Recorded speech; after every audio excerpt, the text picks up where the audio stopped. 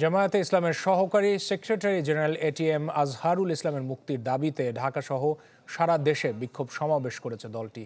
কেন তাকে মুক্তি দেয়া হচ্ছে না, এজন্য সরকারের কাছে সুস্পষ্ট জবাব চান জামায়াতের আমির।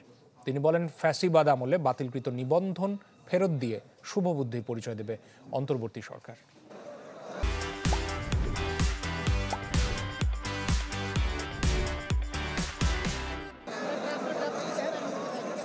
জামায়াত ইসলামীর সহকারী সেক্রেটারি জেনারেল এটিএম আজহারুল ইসলামের মুক্তির দাবিতে রাজধানীর পল্টন মোড়ে এ সমাবেশ। এতে অংশ নেন ঢাকা মহানগর উত্তর ও দক্ষিণ জামায়াত ও ছাত্র শিবিরের নেতাকর্মীরা।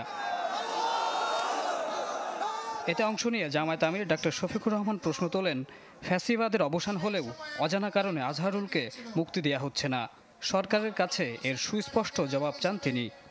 বাংলাদেশ ফ্যাসিবাদ থেকে মুক্ত হলো, আমাদের প্রশ্ন, ফ্যাসিবাদের সবচেয়ে কঠিন সাক্ষী আজহারুল ইসলাম সাহেব মুক্ত হলেন না কেন?